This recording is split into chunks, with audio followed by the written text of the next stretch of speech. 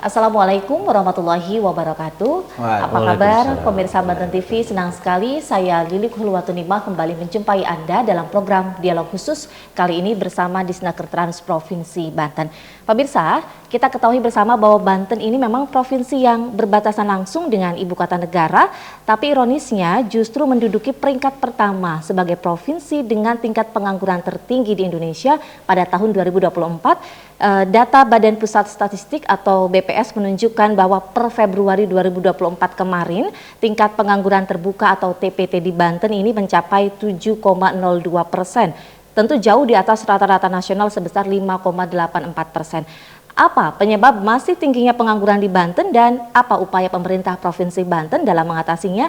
Kemudian juga bagaimana peran BLK dalam turut mengatasi pengangguran di Provinsi Banten? Saya sudah bersama sejumlah narasumber, tentu saja kita sapa terlebih dahulu Kepala Disnaker Trans Provinsi Banten, Bapak Septo Kalnadi. Assalamualaikum Pak. Waalaikumsalam. Apa kabar Pak? Alhamdulillah sehat. Alhamdulillah sehat. Setiap harinya mengurusi pengangguran begitu ya Pak ya.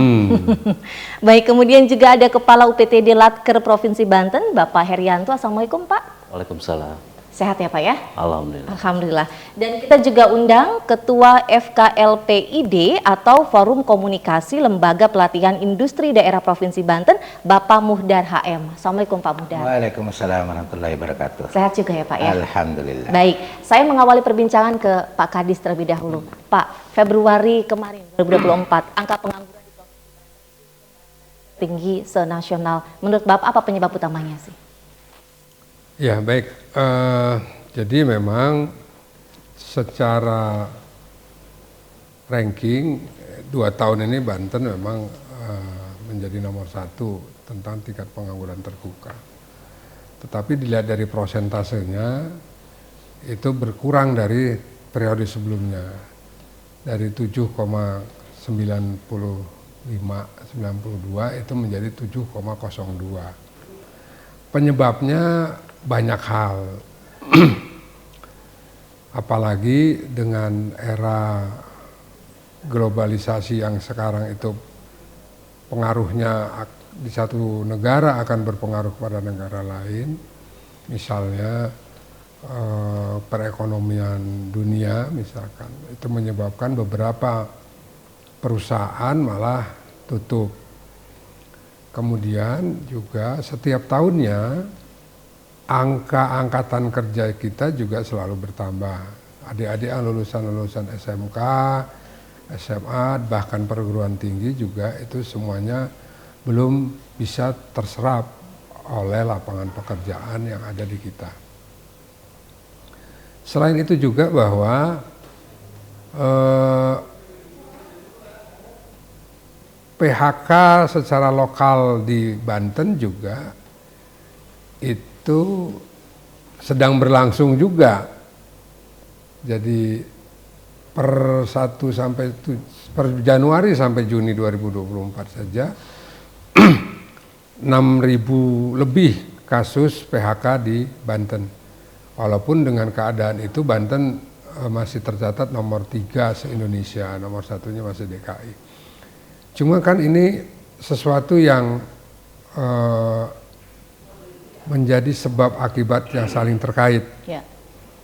Di satu pihak kita ingin memasuki lapangan kerja yang ada, di pihak lain juga formasi-formasi lapangan pekerjaan yang sudah terisi itu menjadi kosong karena PHK, sehingga tingkat pengangguran terbuka itu perlu memang kita telaah lebih lanjut. Dari 425.000 orang yang menganggur, yang menyebabkan tingkat pengangguran terbuka menjadi 7,02% itu, yang benar mereka itu berasal dari lulusan-lulusan atau angkatan-angkatan kerja baru, atau ditambah dengan berapa orang yang nganggur akibat dari PHK yang berlangsung pada saat sekarang. Kita tidak bisa saja mengatakan bahwa kondisi global dan lain sebagainya gitu. Walaupun itu memang sangat ada pengaruhnya ke kita. Tetapi di pihak lain, Dinas Tenaga Kerja Banten memang itu menjadi tempat kajian terhadap indikator kinerja utama ketenagakerjaan. Tetapi dalam hal mengampu ketenagakerjaan, itu di beberapa OPD ada program-program yang terkait dengan ketenagakerjaan. Sektor pariwisata misalnya, dengan menumbuhkan ekonomi kreatif. Bila dunia ekonomi kreatif berkembang, paling tidak juga itu akan menyerap tenaga kerja yang ada di kita. Kemudian dari UMKM, berapa banyak tenaga kerja yang bisa ditampung di sektor UMKM. Bila itu berkembang juga itu akan membantu penyerapan tenaga kerja. Belum lagi di sektor pertanian. Jadi pertanian sekarang dengan misalnya program-program yang menimbulkan lokasi-lokasi baru, pembukaan lahan baru dan sebagainya juga itu akan membantu dengan itu. Nah, tantangannya memang di setiap OPD berbeda-beda. Pertanian misalkan itu akan sangat sulit sekarang bagaimana menumbuhkan minat generasi muda atau Gen Z ini untuk kembali ke dunia pertanian. Yang itu merupakan hal mendasar di kita bahwa sektor pertanian walaupun bagaimana juga masih menjadi primadona utama dari kehidupan di Indonesia. Oke, Pak, memang banyak faktor tadi yang Bapak jelaskan. Kalau kita kan memang sebenarnya tren penurunan gitu ya, dari 7,9 sekian dari angkanya persen, ya, angkanya, walaupun masih nomor 1 tapi tren penurunan terjadi begitu. Nah, ini tadi Bapak juga menjelaskan bahwa harusnya ada OPD lain. Berarti selama ini dilakukan tidak lintas OPD untuk mengatasi pengangguran ini? Ada. Tinggal yang kita inginkan adalah akselerasi dari program-program itu. Akselerasinya juga tepat sasarannya. Iya. Nah, salah satunya adalah yang terkait dengan dilakukan oleh Disnaker dan sudah menjadi 2 tahun ini menjadi program kita itu adalah menyiapkan calon-calon pekerja ini dengan kompetensi yang dihargai, kompetensi yang dianggap mumpuni oleh teman-teman di dunia usaha dan dunia industri, yaitu kompetensi, uji kompetensi. Nah, misalnya sektor pariwisata juga dari teman-teman di sektor pariwisata itu sudah menyampaikan ke kita, bisa nggak Disnaker untuk memfasilitasi pemberian sertifikat kompetensi bagi lulusan-lulusan SMK yang bergerak di sektor pariwisata misalnya. Nah, ini kan lintas sektoral. Ya. Sehingga Dinas Pendidikannya juga sangat perlu bagaimana menyusun kurikulum yang bisa seperti itu. Kemudian juga waktu mereka belajar itu pada waktu semester berapa mereka akan melakukan magang, dan di saat mereka magang itu di akhir-akhir magang mereka dilakukan uji kompetensi untuk itu. BLK sudah memberi satu praktek yang kita anggap sesuai dengan kemampuan kita. Inilah yang baru kita lakukan. Misalnya seminggu sebelum akhir masa pelatihan mereka dilakukan uji kompetensi untuk itu. Nah, bila mereka sudah punya sertifikat terakreditasi seperti itu, maka ini membantu persiapan bagi teman-teman dari forum komunikasi lembaga pelatihan dengan industri itu untuk mereka nanti menerima alumni-alumni ini yang mempunyai standar kompetensi minimal, katakan gitu. Karena setiap perusahaan pasti punya standar kompetensi yang berbeda. Ya. Tetapi paling tidak untuk dasar-dasarnya mereka sudah punya. Sehingga nanti teman-teman dari forum komunikasi ini akan menyalurkan, dan perusahaan yang sebagai anggota menerima itu sedikit banyak dalam artian tinggal memoles sehingga mereka memenuhi kompetensi itu. Nah, ini baru kita giatkan di tahun ini ya Pak, satu tahun ini Pak Udar untuk kegiatan itu. Tetapi beliau sendiri, forum komunikasi ini sudah lama berkiprah dengan misalnya Balai Besar Vokasi Serang, kemudian juga Balai Latihan Kerja di kabupaten kota yang ada di kita. Baik. Itu membantu kita dalam artian alumni-alumni kita juga tersalurkan, di pihak lain juga masukan-masukan dari teman-teman di forum komunikasi ini menjadi bagian kita menganalisis bahwa ini loh kebutuhan industri, kita bisa memenuhinya ini hanya seperti ini, maka kekurangan ini bagaimana kita harus memenuhinya. Nah, ini baru keluar keputusan gubernurnya tentang tim koordinasi vokasi daerah. Yang kita rencanakan tanggal 21 Agustus ini ada pengukuhan dari Kementerian Pembangunan Manusia, karena itu bagian dari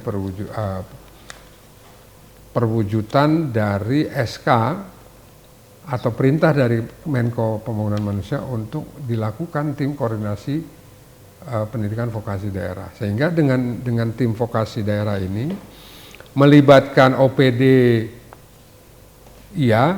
misalnya Perindak, Disnaker Trans, pariwisata, kemudian Bapedanya untuk dukungan biayanya, Dinas Pendidikan untuk kurikulumnya, kemudian Kadin untuk usahanya, kalangan perguruan tinggi. Baik. Kan gitu ya Mbak. Berarti memang bukan hanya Disnaker Trans saja yang ya, kenapa Disnaker Trans saja yang selalu menjadi topiknya? Ya. Karena indikator kinerja utama ketenaga kerjaan ada di Disnaker. Tapi untuk mewujudkan itu keroyokan lah. Baik, gitu. Kita tahan dulu ya. Saya ke Pak Heri. Pak, sebagai Kepala UPT di Latker yang memang mengurusi pelatihan kerja di sini begitu. Salah satu upaya mengentaskan pengangguran ya tentu dengan pemaksimalan BLK sendiri. Sejauh ini programnya apa saja sih Pak? Tapi nanti kita bahasnya di segmen 2 ya Pak ya. Pemirsa Banten TV, kita akan kembali lagi usai jeda berikut ini.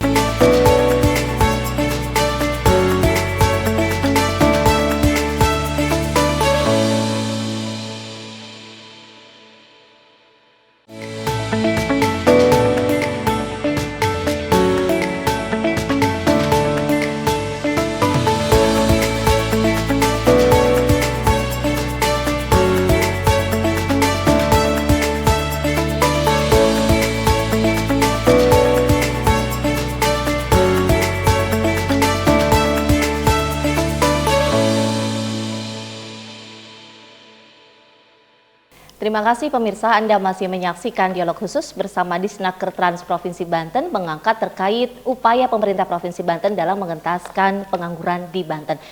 Kita ke narasumber tentu saja. Saat ini saya ingin bertanya ke Pak Heri, tadi melanjutkan yang tadi untuk mengentaskan pengangguran, yakni salah satunya melalui pemaksimalan BLK. Nah, apa program yang diupayakan di BLK ini Pak? Baik, terima kasih. Tadi untuk menghasilkan output, terus ujungnya kan bagaimana kita merespon kebutuhan atau demand ketenaga kerjaan yang berkualitas, tentu saja dikaitkan dengan output atau keluaran dari lulusan kami, yaitu tenaga kerja yang terlatih lah. Mungkin salah satu proses yang kita kuatkan dari sisi proses pembelajarannya sendiri. Bagaimana kita melakukan penjaminan mutu agar lulusan-lulusan kita itu bermutu ya. Salah satu indikatornya adalah tersertifikasi kompetensi. Itu dari sisi proses, kemudian dari sisi resources atau sumber daya perlu kami tingkatkan juga, dari sisi sarana, kemudian dari sisi modul pembelajaran, terus kita lakukan inovasi bagaimana materi atau konten pembelajaran ini bisa sesuai atau match dengan perkembangan atau tren kebutuhan ketenaga kerjaan yang ada begitu. Itu dari sisi resources. Kemudian juga tantangan-tantangan saat ini bagaimana untuk peningkatan kapasitas ya, kapasitas lulusan kita dengan keterbatasan kapasitas kami yang saat ini miliki. Salah satu inovasinya adalah tidak hanya kita mengembangkan moda pembelajaran sifatnya offline, tapi coba kita kembangkan, tadi Pak Kadis sudah singgung juga pembelajaran secara online. Tujuannya apa? Supaya kapasitas lulusan kita lebih banyak begitu. Semakin banyak, semakin bagus karena nanti berpengaruh terhadap tingkat partisipasi angkatan kerja gitu. Nah, itu. Dalam setahun ada berapa pelatihan yang diselenggarakan? Gimana? Dalam setahun ada berapa pelatihan yang diselenggarakan? Rata-rata setahun itu 5 gelombang, kalau totalnya sih antara 880 sampai 1000 ya selama setahun itu. Melakukan pelatihan itu atas dasar kebutuhan kerja atau bagaimana? Apakah ada sinkronisasi terlebih dahulu dengan forum komunikasi? Betul, jadi pendekatannya, kalau bicara pendekatan pelatihan apa yang dibutuhkan, salah satu metodenya kita gunakan pendekatan ADIA ya, Analysis, Design, Develop, Implementasi dengan Evaluation. Jadi tahapan awal yang kita lakukan analisa kebutuhan pelatihan.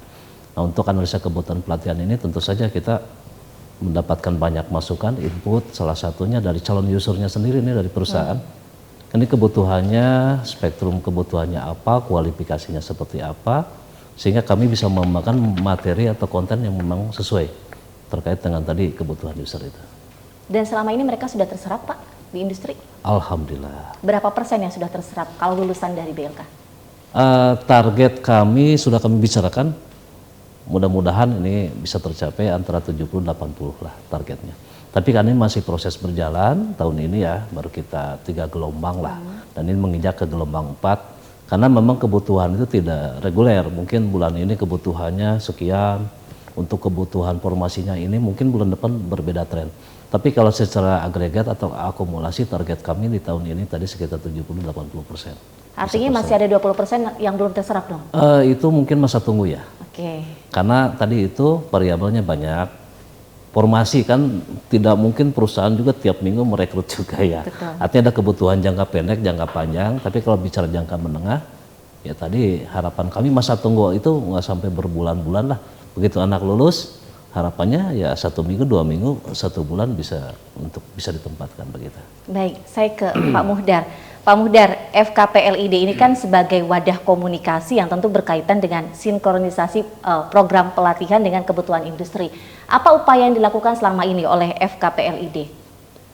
Upaya yang dilakukan oleh FKPLID karena kami sesuai dengan fungsi awal kami untuk membantu pemerintah dalam penyerapan tenaga kerja. Dan kami mengharapkan penyerapan tenaga kerja ini kan kami ambil dari yang terlatih dan terdidik ini kan hanya ada di BLK dulu. Jadi kami maksimalkan dulu ke situ untuk penyerapan ini, dan kami selama ini sudah berjalan ini ya, alhamdulillah apa yang kami harapkan di industri ini dengan yang dilatih di BLK mulai kelihatan sinkron. Nah, walaupun ada beberapa yang memang kami berikan masukan-masukan agar lebih disesuaikan lagi. Oke, menurut Bapak BLK ini merupakan lembaga yang tepat untuk penyiapan tenaga kerja industri? Sampai saat ini setelah kami bertahun-tahun melihat ini, BLK ini saya rasa ini yang paling tepat untuk memberikan tenaga kerja yang sesuai yang kami butuhkan. Karena di situ kami sangat mengharapkan dan orang untuk masuk kerja itu kami tidak lebih banyak waktu yang terbuang, biaya yang terbuang untuk melatih ulang dan mendidik lagi tenaga kerja yang kami harapkan sesuai dengan yang ada di industri kami. Bagaimana proses merekrut lulusan dari BLK ini ke industri yang tergabung di FKPLID ini? Cara untuk merekrutnya, kami menyampaikan ke BLK, kami membutuhkan tenaga-tenaga sesuai dengan yang ada di industri kami dengan memberikan syarat-syarat yang kami sudah tentukan dan kami harapkan, dan BLK akan menyiapkan sesuai dengan itu. Baru nanti BLK akan melakukan pengiriman ke tempat kami dan kami tetap akan seleksi lagi di sana. Karena minimal yang kami harapkan itu mereka sudah punya dasar lah. Dan kedua, syarat utamanya itu ada sertifikasi tadi sebagai pendukung bahwa ini pekerja sudah terdidik dan terlatih dan lulus dari tesnya itu. Karena kami harapannya kalau udah ada itu kan minimal mereka tidak lagi kami latih dengan dari awal lagi. Baik, artinya tidak ada waktu yang terbuang Betul untuk melatih sekali. calon Iya. tenaga kerja baru Iya. ya. Saya ke Pak Kadis. Pak Kadis, tadi disebutkan oleh Pak Muhdar bahwa lulusan dari sini memang sesuai yang dibutuhkan oleh industri. Artinya atau seharusnya pengangguran itu bisa diminimkan kembali dong Pak ya, dengan statement dari Pak Muhdar tadi. Theoretical ya, hanya karena kapasitas BLK juga 1 tahun 1.000 orang gitu ya, Hanya 1.000? sekitar 1.000 Sekitar BLK provinsi. Iya. Karena BLK kabupaten kota juga sangat berperan juga. Kedua, BLK kabupaten kota itu sedikit berbeda kejuruannya dengan kita. Jadi misalnya di kita tidak ada pelatihan untuk operator forklift misalnya. Itu adanya di kabupaten kota. Nah, tapi sinergi ini kita jaga terus. Selain dengan BLK kabupaten kota dan BLK kita provinsi, untuk tingkat keterampilan menengah, BLK atau Balai Besar Vokasi Kementerian yang ada di Karundang Serang itu merupakan bagian dari kelanjutan yang di kita. Oke. Karena sebagai gambaran saja pelatihan di kita itu sebulan 35 hari ya Pak Heri. Di Balai Besar Vokasi itu bisa mencapai 4 sampai 6 bulan. Sehingga itu juga pengaruh terhadap dukungan anggaran yang ada di masing-masing BLK. Balai Besar Vokasi itu mengelola sekitar 150 sampai 200 miliar setahun. BLK provinsi, alhamdulillah mengelolanya 1% dari itu lah, 2% ya dari itu ya, sekitar begitulah, 1% dari itu, atau 5% dari itu kita mengelolanya. Nah itu terkait juga dengan jam pelajaran yang kita berikan, sehingga itu juga berpengaruh terhadap kapasitas dan kapabilitas lulusan nantinya. Selain itu, untuk yang lebih spesifik, kita juga bekerja sama dengan lembaga pelatihan swasta.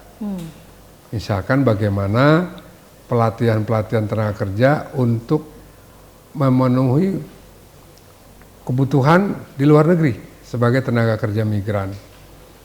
Karena sampai hari ini itu yang belum bisa kita penuhin, dalam artian karena keterbatasan instruktur misalnya. Nah, lembaga-lembaga pelatihan swasta ini mungkin agak sedikit berbeda dengan forum komunikasi itu, karena mereka mendapat kuota, mereka buka, mereka terima dan peserta bayar, kan begitu ya? Iya. Misalkan untuk pelatihan di Jepang dengan kualifikasi bahasa Jepangnya kalau semacam TOEFL-nya itu level 4 misalnya, itu mereka nyiapkan dengan biaya tertentu. Nah untuk swasta ini juga ada lembaga akreditasinya.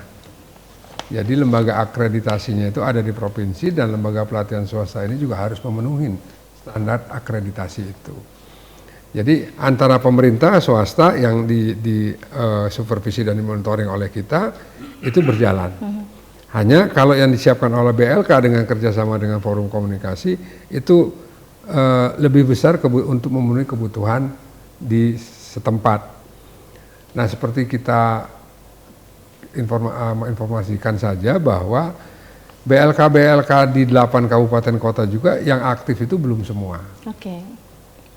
Cilegon, Kabupaten Tangerang 2, Kota Tangerang dan Tangsel itu sudah mulai berjalan. Kenapa? Karena investasi yang dibutuhkan juga besar. Seperti misalkan sekarang di BLK kita untuk 30 JP saja selama seminggu itu indeksnya per orang bisa sampai 7 sampai 10 juta. Dan itulah yang menjadi satuan harga untuk Pak Heri menyusun rencana pelatihan setiap tahunnya. yang tidak kalah pentingnya adalah sarana dan prasarana. Seperti tadi kita sudah diskusi pada saat sudah berapa kali kita ketemu bahwa BLK ini tuh dibangun 1993. Alat-alatnya menurut Pak Mudar canggih di tahun 90-an. Oke. Sekarang sudah tahun 2024 dan alat-alatnya alhamdulillah nggak berubah. Belum di-upgrade ya? Nggak berubah aja Mbak, dia nggak bisa ngabrik sendiri soalnya kan begitu ya. Maksudnya dengan perubahan lingkungan sekitar kita hari ini, kita harus menyesuaikan itu. Pak Heri dengan teman-teman itu sudah melakukan perencanaan dengan master plan pengembangan BLK dengan tagline-nya BLKI University, kerjasama dengan BRIN. Apa-apa saja yang harus dibenahin, apa-apa saja yang disiapkan. Butuh dana untuk itu secara total paling tidak 14 triliun. Tapi itu tergantung dengan SSH setiap tahun bila kita dianggarkan untuk itu. Kita tidak bergantung secara keseluruhan dengan APBD yang kita harapkan, tetapi juga kita bergantung kepada sumber-sumber lain yang tidak mengikat, tetapi itu tujuannya untuk bagaimana mengembangkan kapasitas calon tenaga kerja melalui BLK. Salah satunya mungkin CSR atau bantuan tenaga instruktur dari perusahaan misalnya. Itu juga kita harapkan seperti itu. Itulah yang tadi saya sebutkan, itu menjadi bagian dari tim koordinasi vokasi daerah yang kita harapkan tadi semua pihak. Istilah hari ini adalah pentahelix-nya gitu, untuk berbuat dan mengembangkan itu. Karena yang namanya link and match itu adalah pendidikan di sekolah, kurikulum, pelatihan, program pemagangannya harus di-matchkan, harus dipetuk-gatukkan dengan kebutuhan industri. Betul. Alhamdulillah sementara ini belum terwujud. Kurikulumnya masih seperti itu. Begitu adik-adik itu nanti punya masa untuk praktek kerja industri, terkadang mereka belum bisa kerja sesuai dengan apa yang mereka pelajari. Akhirnya karena harus praktek kerja, mereka masuk ke instansi pemerintah. Nah, setelah 1 bulan prakerin di instansi pemerintah, keterampilan mereka akan bertambah ke satu hal. Bikin kopi dan fotokopi. Iya. Nah itu yang memprihatinkan. Iya, berarti memang belum ada link match antara pendidikan dengan dunia industri begitu sejauh ini. Adalah dikit-dikit tapi masih. Tapi tidak terlalu banyak begitu belum ya. Belum kita terlihat. fokus, Baik. ya. Kita tahan dulu Pak, dan pemirsa Banten TV sesaat lagi kita akan kembali lagi di dialog khusus bersama Disnaker Trans Provinsi Banten.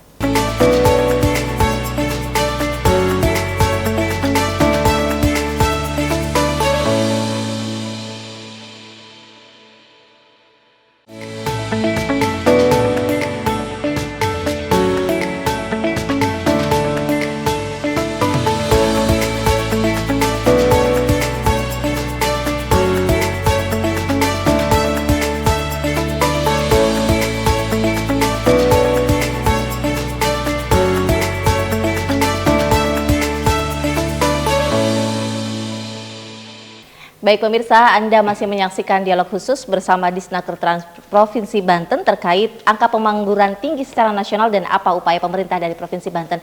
Saya mau ke Pak Heri. Pak Heri, pemetaan keahlian dan juga kebutuhan industri ini secara berkala tentu menjadi dasar ya bagi pengembangan program pelatihan dan edukasi. Dan apakah pemetaan ini sudah dilakukan? Sudah. Seperti apa Pak? Kita rutin tiap tahun melakukan pemetaan dan kita lakukan evaluasi lah. Salah satunya kita mengembangkan instrumen dalam bentuk TENA itu untuk stakeholder kami, calon usernya perusahaan. Coba kita sampaikan profiling ya, profiling tenaga kerja apa sih yang dibutuhkan gitu ya, profilnya seperti apa. Oh ini yang begini, sisi dimensi pengetahuannya, kemudian sikap attitude, keterampilan. Kita olah, kemudian kita integrasikan tadi ke dalam bentuk kurikulum yang ada. Karena memang kurikulum ini sih given sih ya, SKKNI. Tapi di samping yang given ini kan mungkin tiap perusahaan karakteristiknya agak berbeda ya. Ada semacam, kalau di pendidikan namanya muatan lokal lah. Di perusahaan ini karakteristiknya ada plusnya ini. Nah itu yang kita masuk di dimensi itu bagaimana melengkapi kurikulum yang sudah ada. Mungkin sedikit di custom lah. Kan kurikulum ada dua ya, SKK NI dengan SKK, standar kurikulum khusus, kerja khusus. Nah yang khusus di sini lebih ke pengembangan, mengcreate dari kurikulum yang standar kita kembangkan lagi supaya betul-betul tadi match gitu ya. Profil lulusan kita, oh ini profilnya, kompetensinya ini dengan kebutuhan tadi calon usernya begitu. Oke, selama ini memang sudah dilakukan pemetaan ya? Sudah. Baik, tadi disinggung bahwa peralatan masih seperti dulu. Nah, apakah ini menjadi hambatan Pak di BLK? Oh iya, kalau mungkin kami tantangan aja sih. Oke. Semacam challenging aja, bagaimana dengan keterbatasan yang ada, tapi sisi pelayanan kita tetap berkualitas dan maksimal gitu. Ya mungkin instrukturnya agak kerja keras aja nih. Artinya tidak mengurangi, menghalangi langkah kami. Tapi memang sih harapannya tetaplah dilakukan upgrade, update begitu ya. Supaya kita tidak gapnya nggak terlalu jauh dengan alat-alat yang memang sudah berkembang di industri begitu. Dan itu sudah diajukan mungkin ke Pemprov Pak? Sudah, dan alhamdulillah tahun ini sih Pak Kadis ya. Alhamdulillah sisi sarana prasarana kita ada perbaikan, peningkatan. Walaupun memang belum ideal begitu ya, tapi alhamdulillah sudah ada peningkatan begitu. Tetap yang di-upgrade adalah kualitas dirinya begitu ya? Iya, ya, betul. Baik, betul. Saya ke Pak Muhdar. Pak, program pelatihan seperti apa menurut Bapak yang harus ada di BLK ini? Atau mungkin yang sangat dibutuhkan oleh industri saat ini? Ya, untuk program pelatihan yang ada saat ini untuk industri sebenarnya sih sudah ada sebagiannya.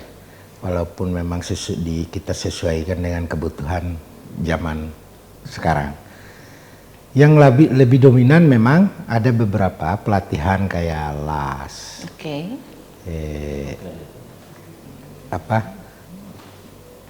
Untuk apa tuh Pak? Listrik itu kan ada macam-macam juga. Itu tetap kami butuhkan. Yang intinya di maintenance lah gitu loh, mekanik dan bagian-bagiannya itu. Dan selama ini itu yang dibutuhkan. Keahlian lain mungkin? Keahlian lain itu kalau kita ada beberapa manufaktur yang memang padat karya itu memang masih kami sangat butuhkan kayak menjahit ya.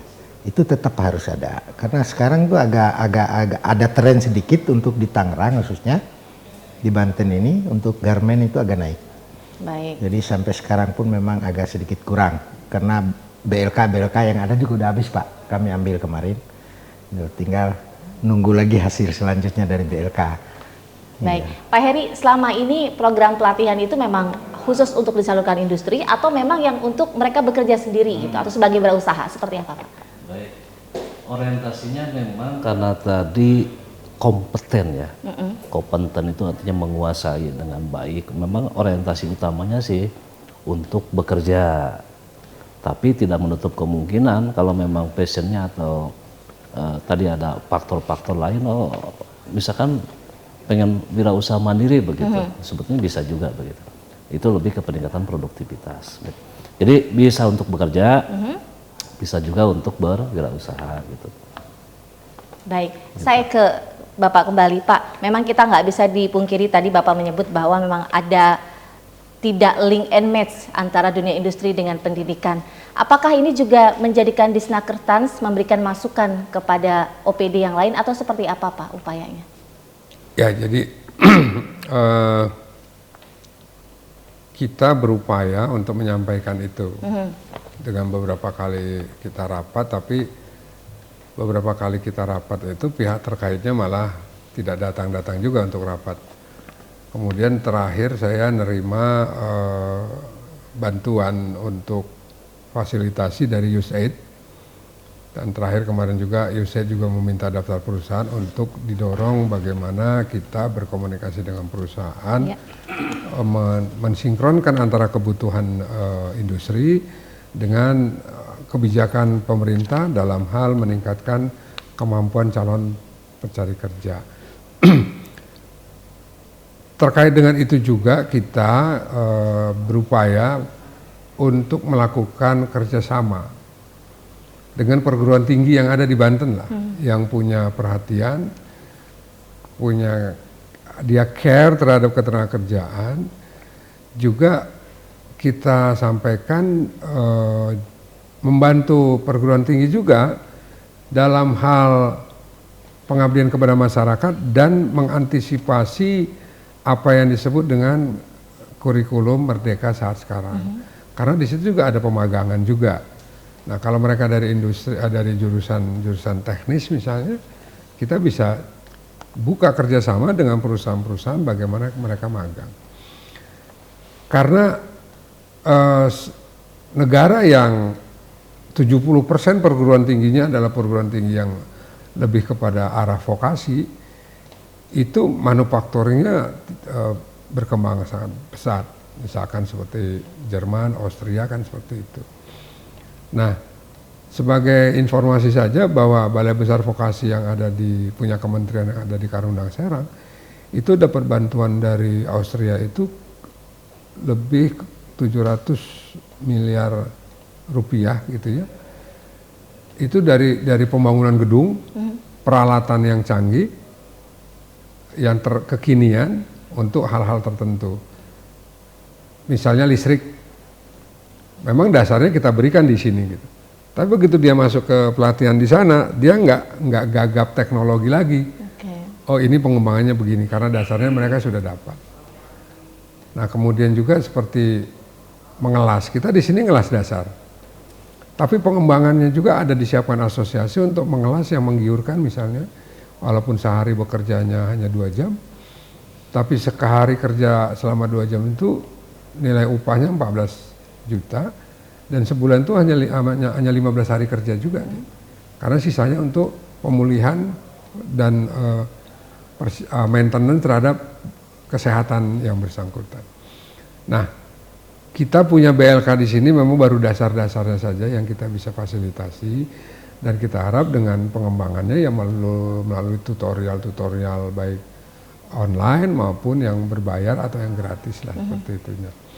Dengan begitu kita berharap juga lebih kepada komunikasi dan koordinasi terhadap semua pemangku kepentingan, pengusahanya, perguruan tingginya, kemudian pemerhati pendidikannya gitu ya, kebijakan di sektor pemerintahannya, karena kebijakan di pemerintahannya itu yang tadi saya sampaikan tidak hanya ansih di ketenagakerjaan saja, di beberapa OPD juga ada, dan ini kita anggap keroyokan.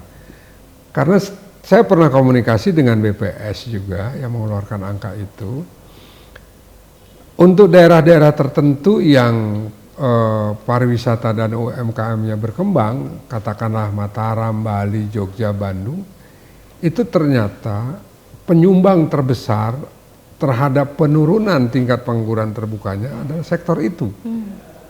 Yang tadi yang Pak Heri sampaikan, bisa untuk berusaha atau bisa bekerja atau menciptakan lapangan kerja gitu. Sehingga kita berharap besar bahwa Banten dengan segala potensinya ini, kalau tol Serang Panimbang sampai di pintu tol Panimbang terbuka dalam waktu singkat ini, itu kita berharap di Kabupaten Lebak terrealisasi 30 hektar untuk kawasan industri baru, green industry. Nah, kita berharap itu ada komunikasi dengan kita melalui tim koordinasi vokasi. Bisa nggak disiapkan oleh BLK untuk pelatihannya, nanti lulusan itu kita disalurkan. Karena dengan kita kerjasama dengan forum komunikasi tadi, minimal kita meminimalisir apa yang terjadi, terutama di beberapa waktu terakhir ini adalah untuk bekerja itu dipungut biaya yang besar, dan itu menjadi viral di media sosial. Yang kejadian di Serang Timur kemarin misalnya. Walaupun sebenarnya ada peraturan yang mendasarinya bahwa bila ada formasi terhadap lowongan pekerjaan itu, perusahaan harus melapor ke dinas transmigrasi, dinas tenaga kerja setempat, sehingga dari situ diberi kesempatan untuk kerjasama perekrutan. Nah ini kembali lagi kepada kewenangan. Kalau satu perusahaan bergerak di 2 kabupaten kota atau lebih, itu kewenangannya ada di provinsi. Tapi kalau satu perusahaan bergerak di 1 kabupaten kota, itu kewenangannya ada di kabupaten kota. Sehingga di kabupaten kota itu fungsi-fungsi supervisi monitoring ketenagakerjaan itu lengkap, hanya satu yang tidak ada, yaitu pengawasan. Karena pengawasan menjadi kewenangan provinsi. Tapi dari mulai pengantar kerjanya, hubungan industrinya, pelatihan produktivitasnya, itu di tiap kabupaten kota ada. Sehingga kita berharap, yang tadi Pak Mudar sampaikan, beliau bukan kerjasama dengan BLK provinsi saja. Beliau juga sudah kerjasama dengan BLK kabupaten kota dan balai besar vokasi yang ada di Serang. Sehingga kebutuhan industri itu, beliau sebagai penyampai pesan kita, dan beliau juga menyampaikan pesan dari kalangan pengusaha industri kepada kita, ini loh yang kebetulan dibutuhkan, mari bisa nggak dipenuhi gitu. Memang kenapa baru 80%? Karena ada juga tadi kan semua lulusan, datanya kita sampaikan, di setiap perusahaan ada proses seleksi, baik itu administrasi maupun kemampuan dasar. Nah itu kan ada juga yang tidak lulus gitu ya, sehingga tidak semuanya juga yang tadi beliau tadi sampaikan, misalkan satu perusahaan dikirim informasi, saya butuh 5, saya butuh 3 misalkan gitu. Tapi bukan kita kasih 5, bukan kita kasih 3, tapi kasih lebih kita banyak. kasih 10, kita kasih 6, nanti diseleksi kan begitu. Saya ke Pak Mudar. Pak, terkait proses seleksi, bagaimana? Apakah selama ini memudahkan calon tenaga kerja Pak dari industri? Ditahan dulu Pak, pemirsa Banten TV, kita kembali lagi usai jeda berikut ini.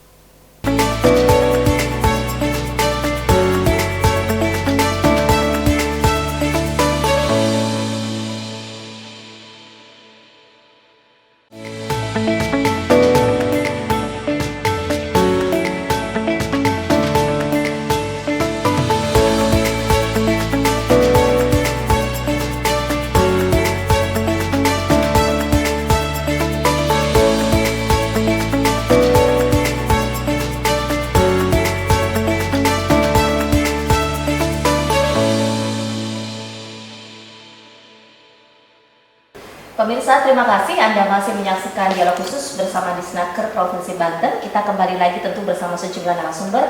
Saya mau ke Pak Mudar kembali. Pak, bagaimana terkait proses seleksi yang selama ini dijalankan oleh pihak industri? Apakah cukup memudahkan calon tenaga kerja?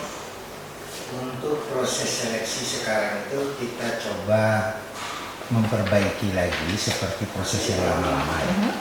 Karena adanya kerjasama dengan BLK ini, kami sangat agak mulai dimudahkan, karena ada beberapa hal yang harus kami potong yang tadinya kami harus siapkan orang tuh untuk latihan sekian waktu gitu, tapi dengan ada latihan BLK ini kami potong itu, jadi agak kami memperpendek prosedur seleksinya dan dengan syarat-syarat yang tadinya ada beberapa syarat khusus, sekarang kembali tinggal kita lihat sertifikat BLK-nya ini udah kurang untuk proses seleksinya. Jadi di situ kita tes ke lapangannya untuk pengetahuan dasarnya minimal, oh ini ada bisa. Itu sangat membantu sekali di seleksi kami.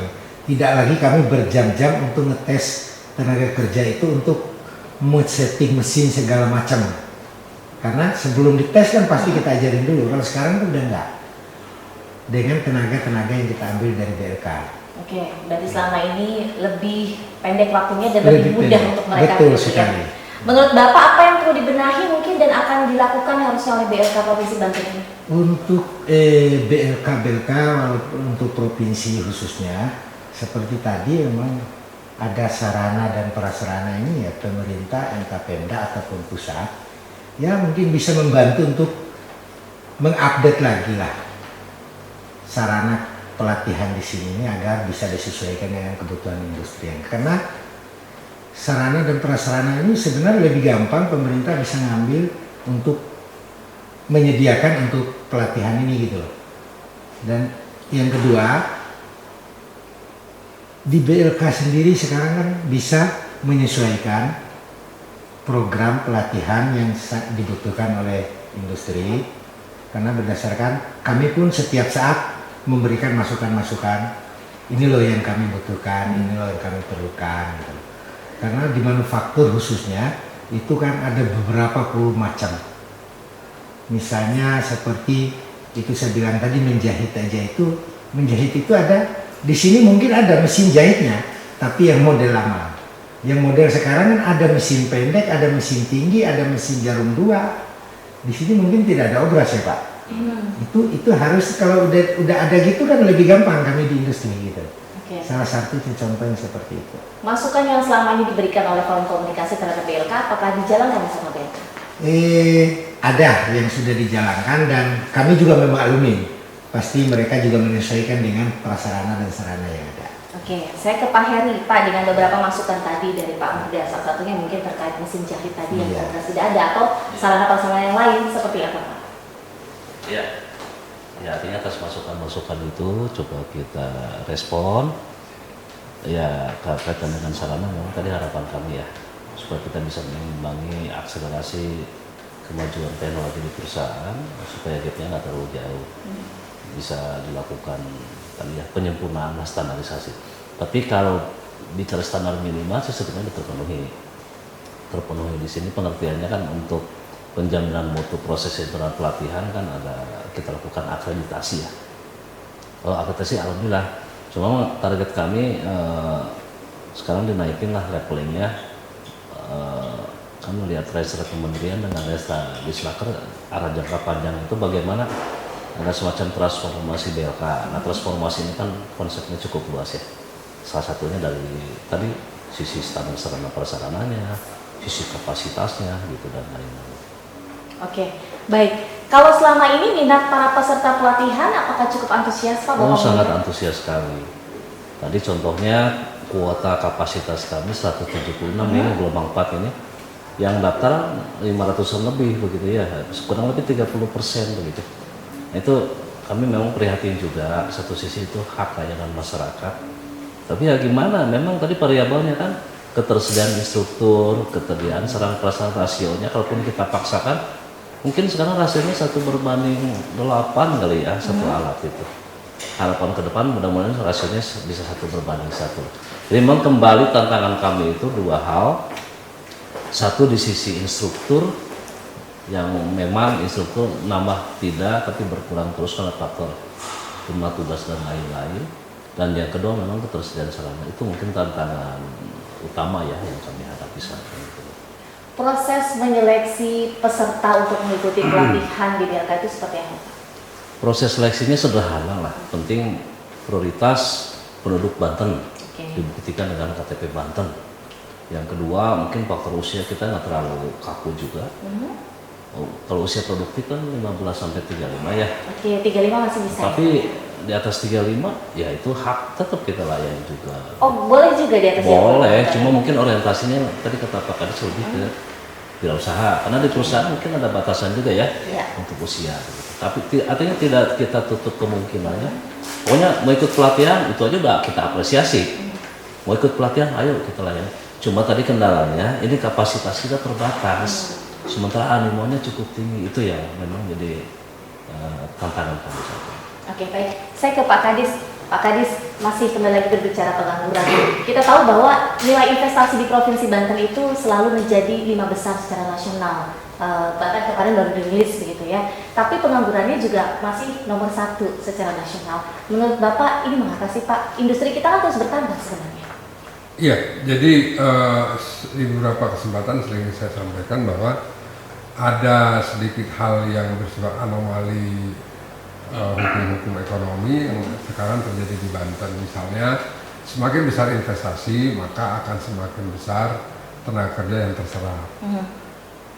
Sekarang kita sudah ada kejadian bahwa ada investasi 60 triliun tapi menyerap tenaga kerja hanya 500 orang. Kenapa itu terjadi? Itulah perkembangan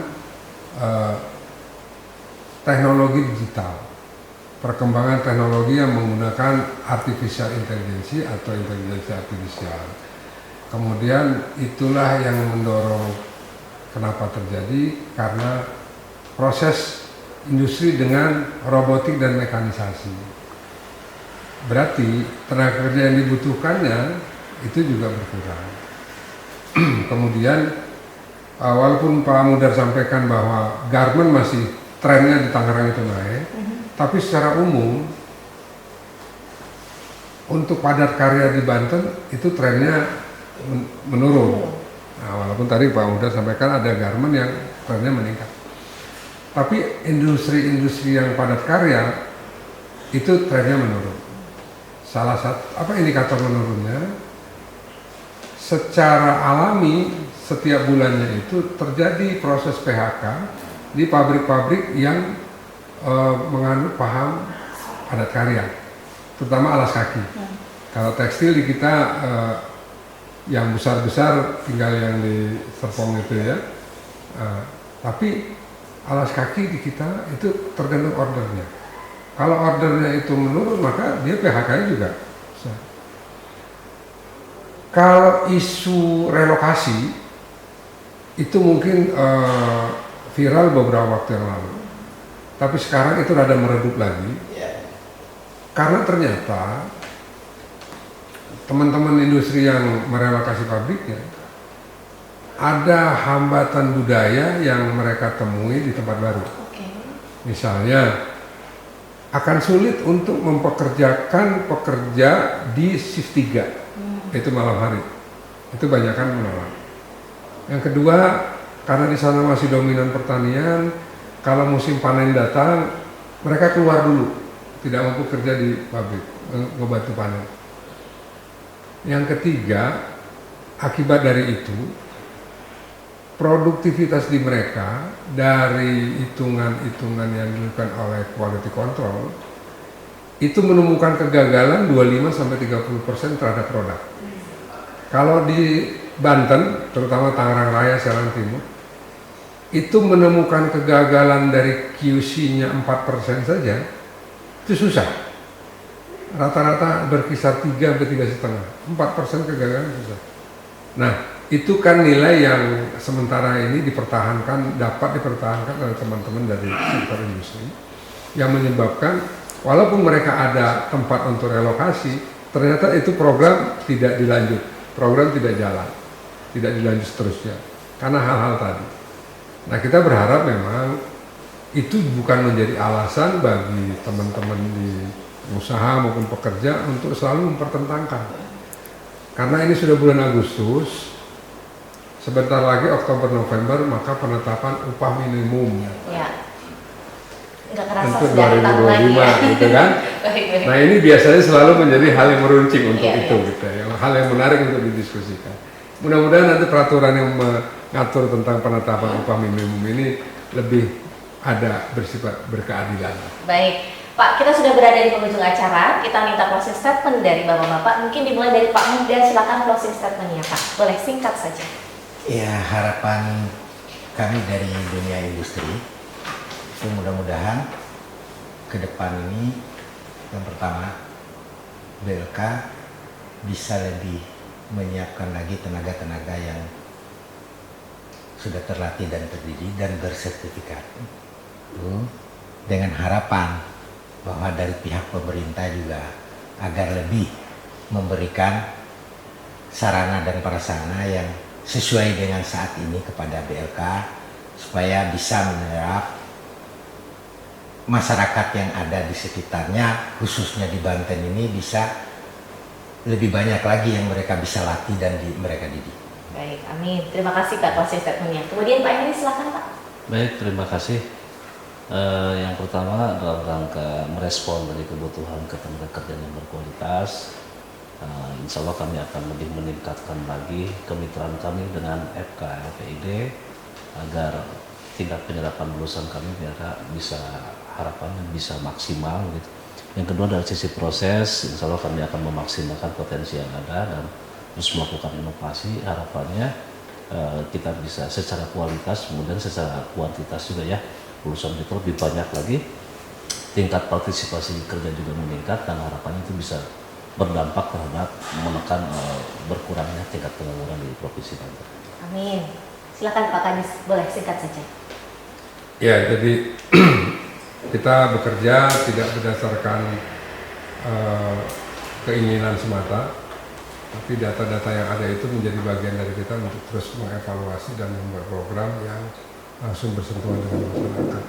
Dengan harapan itu kolaborasi dan kolaborasi antar stakeholder yang ada terhadap ketenagakerjaan di tahun-tahun mendatang lebih ditingkatkan melalui tim koordinasi vokasi daerah sehingga mampu untuk meredam naiknya tingkat pengangguran terbuka di Banten.